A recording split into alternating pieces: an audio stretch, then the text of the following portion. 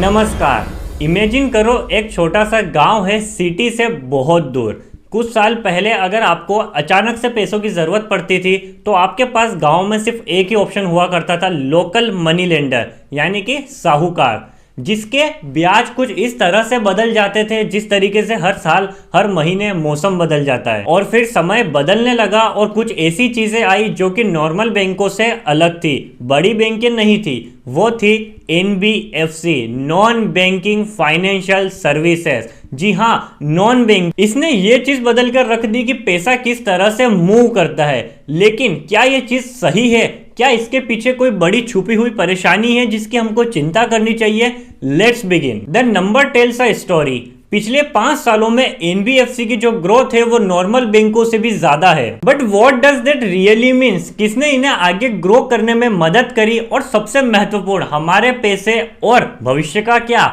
Let's move to the next point, the growth of NBFC। जैसा कि हमने देखा how NBFC are changing things, अब बात करते हैं how fast they are growing. इसे इस तरह से सोचो, कुछ चीजें छोटे लेवल पर ग्रो करती है, लाइक माइक्रो फाइनेंस जिसकी ग्रोथ 2 से 3% पर निकल कर आती है। वहीं पर कुछ चीजें ऐसी बड़ी लेवल पर फुट रही है जिसे हम कहते हैं स्मॉल बिजनेसेस, रोजमर्रा के जो दुकानदार है उनके लोन, जिसकी ग्रोथ 13 से 14% निकल कर आती है। It is a very big difference. और यह ग्रोथ धीरे धीरे नहीं हुई है, ओवरऑल देखा जाए तो NBFC की आने वाले कुछ सालों में जो ग्रोथ है वो 13 से 15% निकल कर आती है। तो यह कुछ कम समय में बढ़ने वाली चीज नहीं है, it is a real trend. So what is making them growing so fast and what does it mean for us? Let's find out. ये कोई परसेंटेज की बात नहीं है, यह बात है कि हमारे इंडिया के अंदर कितनी NBFC कंपनीज है। टोटल नंबर निकल कर आता है 9356 का, और यह बहुत बड़ा नंबर है। और यह अलग अलग साइज की और अलग अलग प्रकार की होती है। जैसा कि आपको पिरामिड में दिख रहा होगा, सबसे नीचे वाली लेयर को बोलते हैं हम NBFC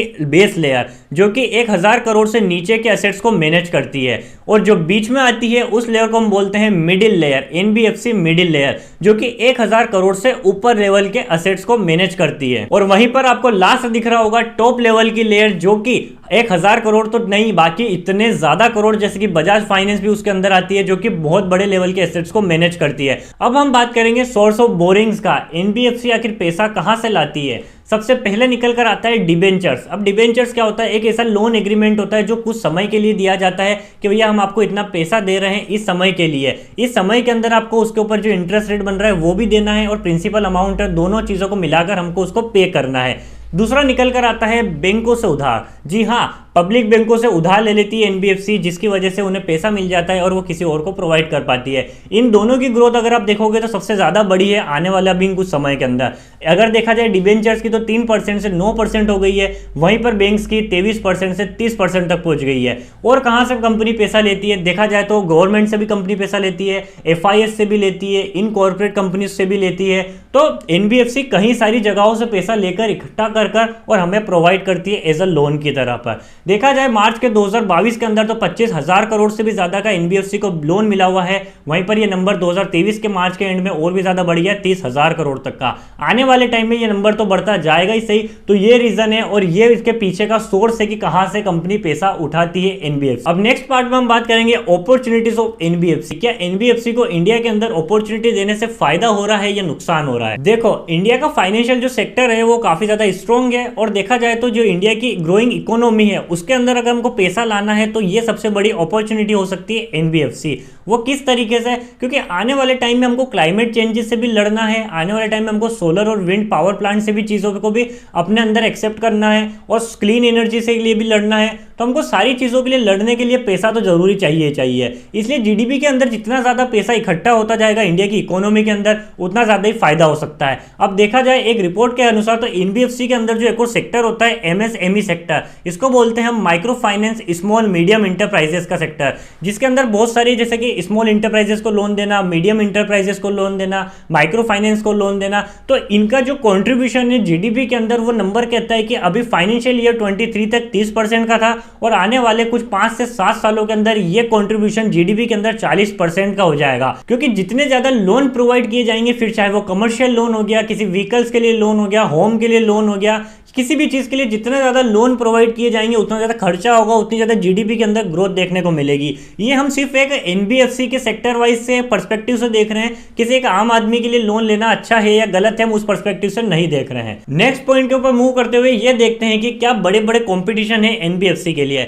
सबसे पहला कंपटीशन मेनली निकल कर आता है बैंक्स का। जो भी पब्लिक बैंक्स होती है और प्राइवेट बैंक्स होती है उनके ऊपर एक तो लोगों का एक तो विश्वास भी बहुत ज्यादा होता है, और उनके अगर आप डेटा के अकॉर्डिंग देखोगे, जैसा कि आपको एक चार्ट दिख रहा होगा हाउसिंग लोन के ऊपर, इसके अंदर आप देखोगे कि एनबीएफसी का जो लोन देने का काम है वो कितना 1% निकल कर आता है, और कितना ज्यादा पब्लिक बैंक और प्राइवेट बैंक यहां पर पूरा गेम बनाकर बैठी हुई है। तो ये सबसे बड़ा कंपटीशन है एनबीएफसी का। वहीं पर आपको सेकंड चार्ट में दिखाता हूं ऑटो लोन्स के ऊपर। ऑटो लोन्स के ऊपर जो लोग लोन लेना प्रोवाइड करते हैं, अच्छा मानते हैं, वो कौन सी बैंक से मानते हैं? पब्लिक, प्राइवेट और इन बैंकों से। क्योंकि 5 लाख से नीचे के लोन के अंदर भी आपको देखा जाए तो पहले के टाइम पे पब्लिक बैंक सबसे आगे है, फिर प्राइवेट बैंक और फिर एनबीएफसी है। लेकिन फिर भी 4 साल का अगर डेटा देखोगे आप सीएजीआर का, तो वहां पर एनबीएफसी अभी भी लो निकल कर आती है, और 5 लाख से ऊपर के लोन के देखोगे तो वहां पर भी जो एनबीएफसी का जो माइनस दिख रहा है वो काफी ज्यादा बड़ा है। तो ये चीज हमको साफ दिख रही है कि कंपटीशन बैंक्स इसको बराबर दे रही है एनबीएफसी को। अब नेक्स्ट और लास्ट पॉइंट पर निकल कर आते हैं कि क्या बड़े बड़े चैलेंजेस हो सकते हैं एनबीएफसी के लिए, कहां पर एनबीएफसी को ध्यान देने की जरूरत है। सबसे बड़ा ध्यान देना है ग्रोथ रेट ऑफ क्रेडिट के ऊपर। जो भी माइक्रो फाइनेंस जो भी लोन दे रही है वहां से पैसा जो ग्राहकों के थ्रू आ रहा है वापस या नहीं आ रहा है, अच्छे इंटरेस्ट पर आ रहा है या नहीं आ रहा है, इन सारी चीजों को टेली करना, मॉनिटर करना। जैसे काफी सारे रेशियो हो जाते हैं ना, कॉस्ट ऑफ इनकम रेशियो हो गया, कॉस्ट ऑफ फंड का रेशियो हो गया,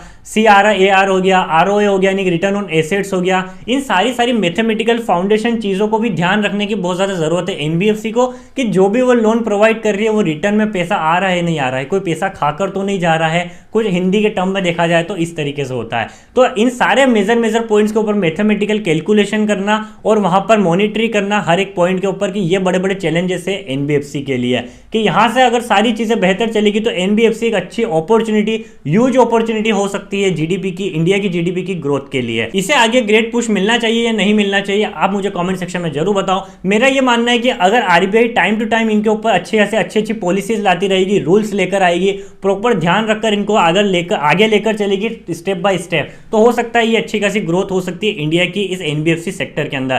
तो आज की इस वीडियो में हमने देखा एनबीएफसी सेक्टर किस तरीके से राइज कर रहा है, क्या अपॉर्चुनिटीज है इंडिया की जीडीपी के लिए, इंडिया के लिए। आपको ये वीडियो कैसी लगी मुझे कमेंट सेक्शन में जरूर बताना। वीडियो पसंद आई तो इसको लाइक करना, दोस्तों को शेयर करना, बाकी चैनल पर नए तो सब्सक्राइब कर बिल्कुल से जाना। हम मिलते हैं नेक्स्ट वाली वीडियो के अंदर, जिसके अंदर फाइनेंस को और भी ज्यादा सिंपल कर रहे होंगे और भी ज्यादा इंप्रूव कर रहे होंगे वीडियोस के अंदर। तब तक के लिए बाय बाय।